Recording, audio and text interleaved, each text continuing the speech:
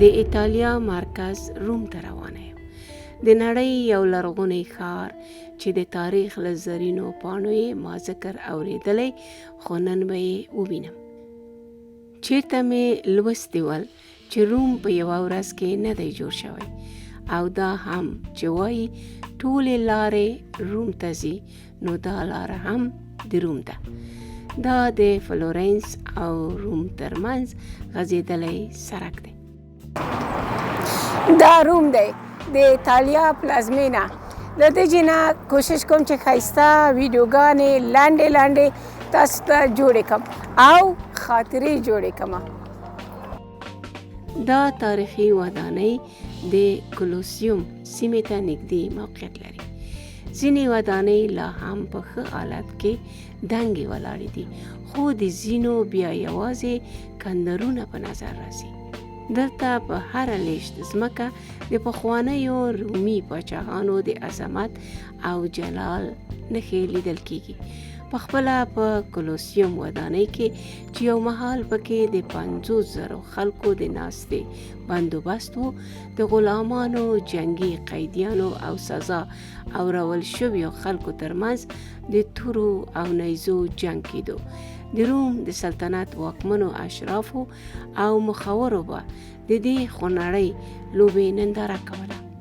ښایي هغه مهال به همدا د ساتیرۍ یوه ذریعه وه، او دا د نږدې 2000 کاله پخوا خبره ده. خو اوس نه هغه واکمن پاتې دي، نه هغه ودانۍ. اوس دلته یو لرغونی کندر په نظر راځي چې خلک یې تماشې له راځي. روم ته چې څوک د سیل لپاره راځي، د لیدو لپاره یې اول انتخاب همدا سیمه وي. دلته تاریخ دفن دی، دلته پخوانی ژوند په نظر راځي.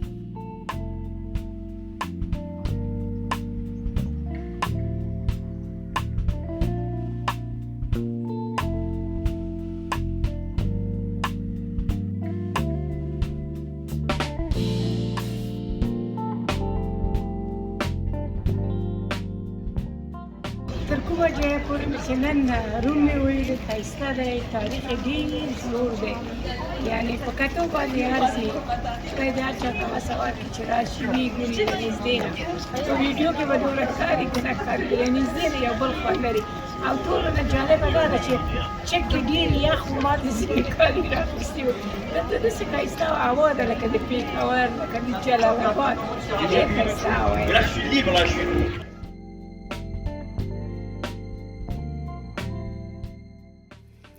په افغان رستوران کې مو ډوډۍ وخوړه.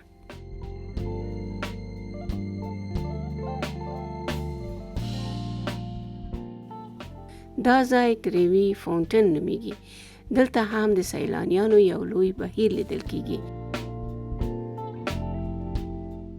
د ایټالیا پلازمینه روم دغه مرکزی سیمه ده. دلته تریوي فاونټن یا تریوي فواره ده د اوبو، چې دا ډیره مشهوره ده. خلک ورته راځي، لکه چې په پراګ کې ساعتونه و، همداسې تنګې کوڅې دي، لارې خوانه ورته راغلي دي.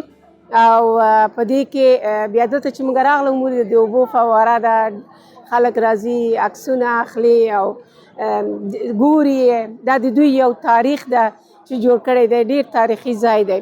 نو نور سایل نور به تاسو په ویډیو کې وګورئ، لږ ما معرفي که، او نور به ډیرو خلکو به په اروپا کې اوسیږي هغو به لیدلي وي څوک چې ایټالیې ته راغلي وي. او یعنې ښایسته ځای دی، آرامه، موسم هم ډیر ښه دی، باوجود چې ژمی دی، واوره نسته، یخ نسته، موسم دومره ښکلی لګیږي لکه پېښور او جلال آباد. دلته د اوبو یوه ښایسته فواره ده چې په 18مه صدۍ کې جوړه شوې ده.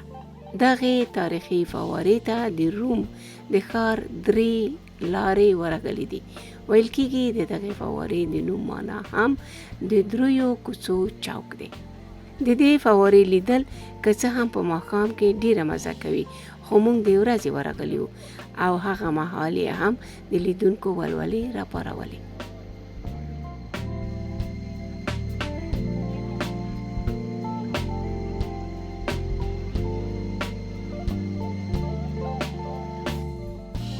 د فوارو له څنګ نه دغه بل تاریخي ځای ته روان یو چې فرنچ سټپس یا فرانسوي پلونه نومیږي. دلته 115 پوړۍ دي او دا د 1923 او 1925 کلونو په منځ کې د فرانسې په مالي لګښت جوړ کړل شوي وو. دا ځینې د فرانسې د سفارت او د ورسیرمه کلیسا ترمنځ د تګ راتګ په موخه جوړې شوې وې.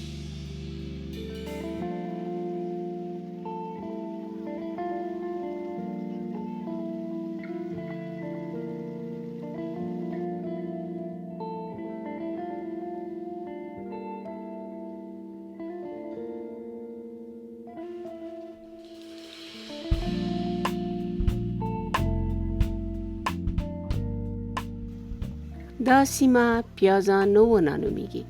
دا د روم د ښکلو چوکونو څخه یو دی.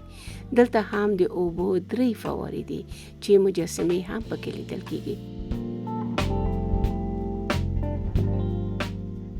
روم په دې مشهور دی چې په هر کوڅه کې وګوري د ښار منځ کې نلکې د یخ اوبو نلکې روانې دي او خوږې اوبه پکې روانې دي.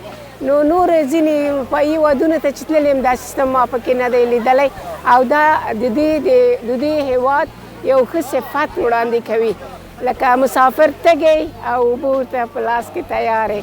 یعنې واقعا د ما ډېر خوښ شو. او بل دلته هم د اوبو غاړې ته ناسته یم، د اوبو شرنګار د موسیقي ده یو ښایسته منظره وړاندې کوي چې هر څومره ستړی راسي کښېنې سایلې وکړي د سړي دمه جوړه سي. ایټالویانو ډېر ښه تاریخ دی. د تاریخ جوړول، تاریخ ژوندي پاتې کېدل یا ژوندی ساتلې دا زحمت غواړي، دا اسانه کار نه دی. نو ځکه د دنیا ډېر خلک راځي دلته د دې چې سیل کوي. هغه هېوادونه چې خپل تاریخ ژوندی ساتي هغوی هېڅکله نه خوارېږي. نو زه هم راغلمه د پرون راهیسې نه خوشحاله یم پکې څو ورځې به نوره مې پکې یم.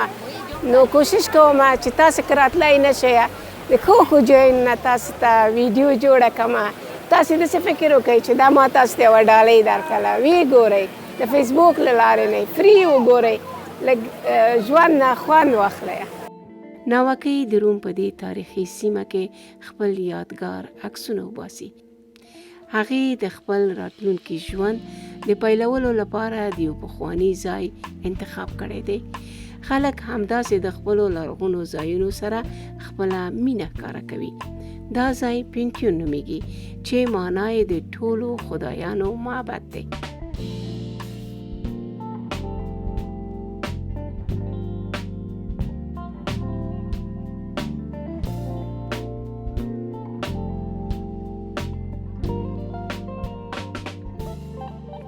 خلک د ودانۍ مخې ته هم ولاړ دي خو دننه هم روان دي.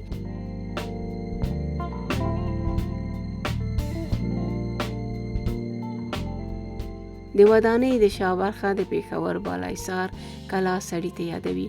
د نن انسان د ټکنالوژۍ په مټ ودانۍ جوړوي خو زرګونه کاله پخوا د مټو په زور دا ځایونه جوړ شوي دي. رښتیا وایي انسان د ګلو نه نازک او د فولادو نه کلک دی.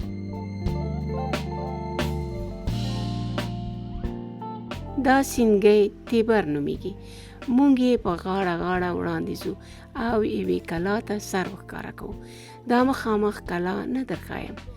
هسې خو روم ټول تاریخي کلاونه ډک پک دی، خو مونږ چې کومې یوې ته روان یو هغه د سنت انجیلو کلا نومیږي. اول د سیند او شاوخوا ښایستونو نظارې وکړئ.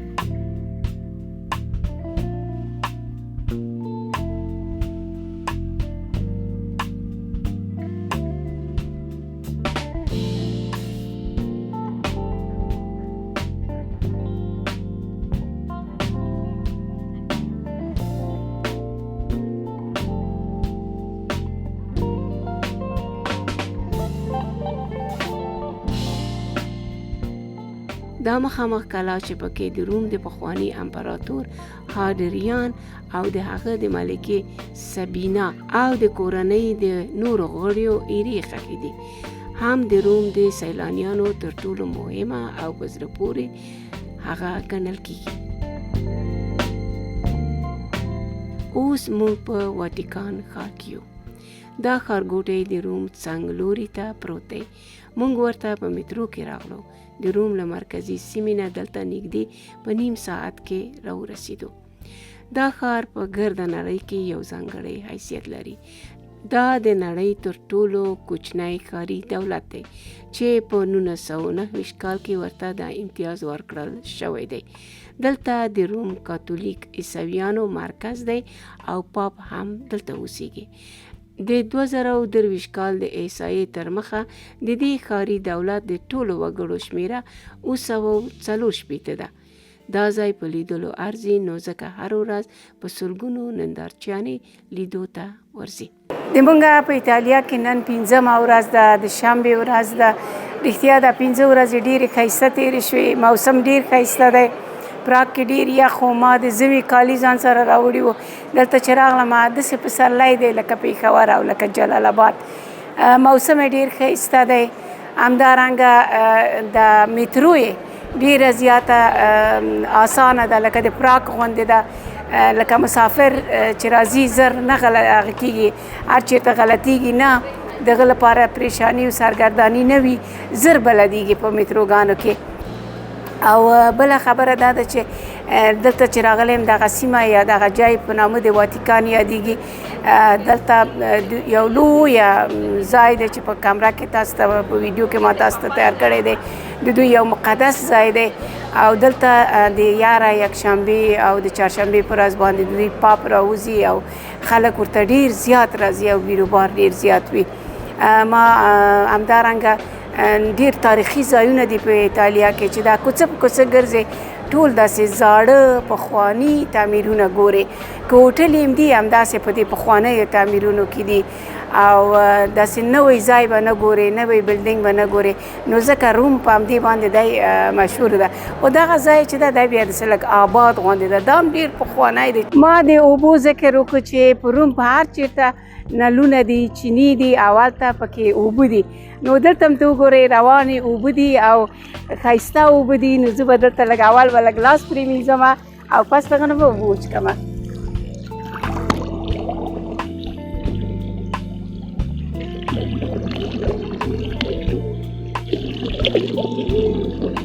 مخ مې هم لږ پکې پرېوی په دې چې ګرمي مې شوې وه. ډېرې ښایسته اوبه، ډېرې یخې او مزهدارې اوبه دي. خلک په نوبت سره راځي. ډېر وخت نه نیسم چې خلک راسي اوبه وچکي، نور به سیل کوو.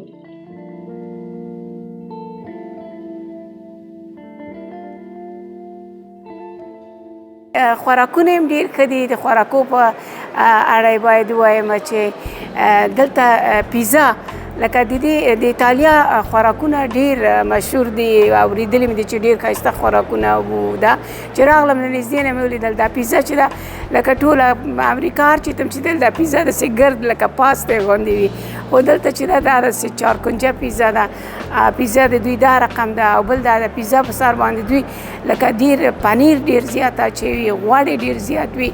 او بیا بله جالبه خبره دا ده چې دوی چې کله ته پیزا ورته وایي چې نیمایي ماته راکړه، بیا هغه تلي چې د اول واخلې بیا پس هغې تلي او هغه کې یو بل قیچي راخیستي هغه قیچي کوي.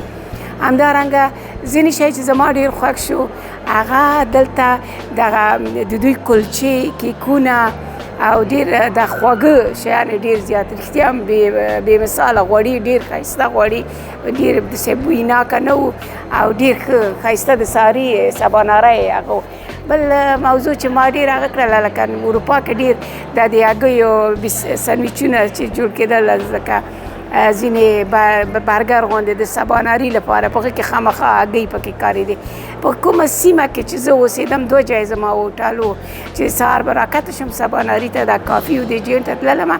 هلته به بیا ما دا د هګیو هغه نه شو لیدلی، نه و پیدا کول چې هګۍ به پکې نه وي، یوازې همدغه کافي به وه او همدغه خواږه شیان و بس. بیا چې پوښتنه مو کړله بیا یې وویلې چې نه دې سیمه کې دلته په دې ځای کې څوک هګۍ نه ساري نه استعمالوي.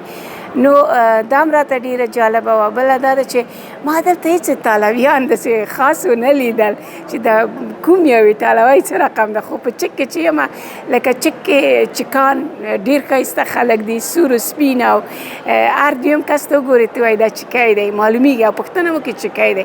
دلته مکس دی لکه د دنیا هر رقم، دوه کسه به ته یو رنګونه ګورې، هر څېره بل رقم ده، خلک بل رقم دي. طالبیان ما پکې ونه پېژندل. دا هم راته ډېره جالبه وه او جالبه ده. بله دا ده چې لکه رستورانتونه هوټلونه دي ځین کې چې سړی ځي ایټالوي خوراک ارزانه دی، خو لکه افغانان ما هېڅ ډېر ونه لیدل. یوازې دوه کسان مې په مترو کې ولیدل چې پښتو یې ویلې بس. او بیا موږ افغاني رستورانتونه هغه کړل، ولې ماشومان حلال خوراک غواړي که نه. بیا لاړلو یو افغان رستوران ته، ډېر لرې، څو متروګانې مو واخیستې، ورپسې ورغللو. ښه و، قابلي پلاو هم ښه و، تر ټولو اخلاق دغه دوه کسانو ډېر ښه و، ډېره ښه ستړې مسې یې وکړله. خوراکونه هم ښه و، مزهداره و، قیمت و نرخ هم ښه و. افغان رستوران دی په ایټالیا کې. موږ میترو کې راغلو، بس کې راغلو، موږ ویل دا څومره ډېر لرې دی، خو باور وکړئ چې داسې لکه جلیل کباب غوندې، او ادم خان چرسي دی که ادم خان هغه دی کبابي دی په جلال آباد کې، هماغه چپلي کباب. نو ما ډېرې ویډیوګانې د جنه وکړلې. نو تاسو لپاره که روم ته څوک راتلی نه شي، ګیله دې نه کوي، په افغانستان کې تاسې ګیلې مه کوئ، موږ وس نه لرو. تاسو خو به 50 روپۍ افغانۍ د انټرنیټ وسه به لرئ، راشئ د وږمې سبا یوټیوب ته راشئ. زه پیسې هم پکې نه ګټم او ما ته پیسې هم پکې نه راځي، خو تاسو ته به سایل په 50 روپۍ د روم هغه کېږي، میلاویږي. تاسې هغه کتلی شئ، په 50 افغانۍ باندې هم کتلی شئ. نو خوشحاله اوسئ، ارامه اوسئ. هم ما سایل وکړه، هم مې د تاسو لپاره یو څه راټول کړه.